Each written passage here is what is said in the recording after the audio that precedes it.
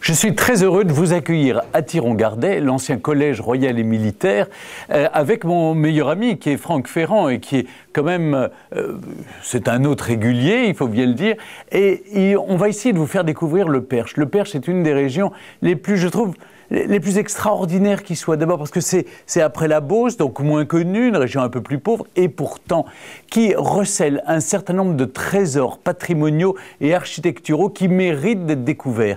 Et on a très envie de vous les faire partager. Alors il y a évidemment la cathédrale de Chartres que tout le monde connaît, mais qui a été nettoyée en quelque sorte et qui va nous montrer ses plus beaux atours.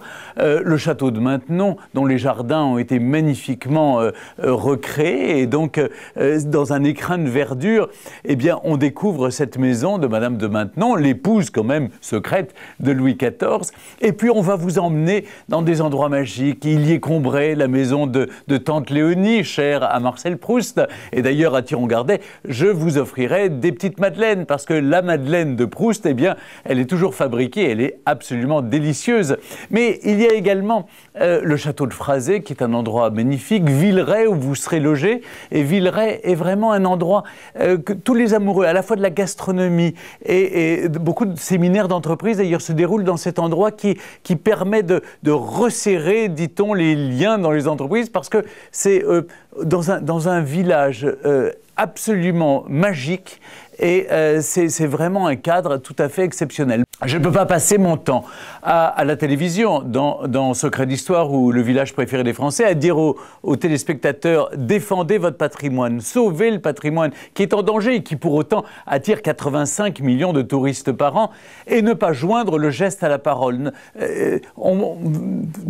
Faites ce que je dis, mais faites ce que je fais aussi. Je crois à la valeur de l'exemple. C'est la raison pour laquelle, eh bien, je me suis investi quand le président du département est venu me voir en me disant: voilà, nous avons ce collège royal et militaire sur le dos. Est-ce que vous ne voulez pas vous en charger, à la fois l'acheter au prix du domaine, ce qui est le prix d'un studio parisien, et puis ensuite le restaurer? Alors là, c'est la grande affaire d'une vie. Au fond, je vais vous dire, je l'ai fait en utilisant les techniques du XVIIe siècle, en prenant des compagnons. Il y a eu plus de 100 artisans qui ont travaillé pendant 3 ans pour sauver ce collège. Ce qui m'a fait extrêmement plaisir, c'est de voir que, au fond, sauver une vieille maison de l'oubli vous procure une joie profonde.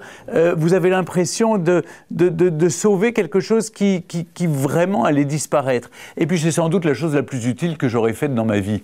Beaucoup plus qu'une émission de télé ou une émission de radio qui, au fond, est éphémère par essence. Et puis, pour animer ce lieu, pour créer un pôle d'attraction touristique et culturelle, eh bien, j'ai créé un musée dans les anciennes salles de classe. Après tout, on est dans la transmission du savoir et de la connaissance, pour raconter l'histoire de cette abbaye de Thiron-Gardet, qui est un haut lieu de la spiritualité chrétienne depuis 1114, raconter l'histoire de ce collège qui était celui des moines bénédictins depuis 1630, et puis en 1776, lorsque le roi Louis XVI décide d'en faire un collège royal et militaire qui préparait les jeunes cadets officiers à l'école militaire de Paris. Donc c'est toute cette épopée que j'ai voulu raconter avec des collections, avec des textes. J'ouvrirai exceptionnellement le musée pour vous, et j'ai envie de vous faire partager aussi le promenade dans le jardin, ce jardin qui a été recréé par Louis Bénèche, et puis voilà, c'est un endroit magique. On ira se promener dans l'abbatiale, on ira voir les jardins de l'abbaye. Bref, c'est un endroit qui mérite d'être découvert et qui, depuis l'été dernier, a déjà attiré pas mal de visiteurs, et tous sont absolument enchantés de découvrir un endroit qu'ils ne connaissaient pas et qui pourtant était un centre religieux très important, puisqu'il a essaimé au Moyen-Âge un peu partout dans le monde.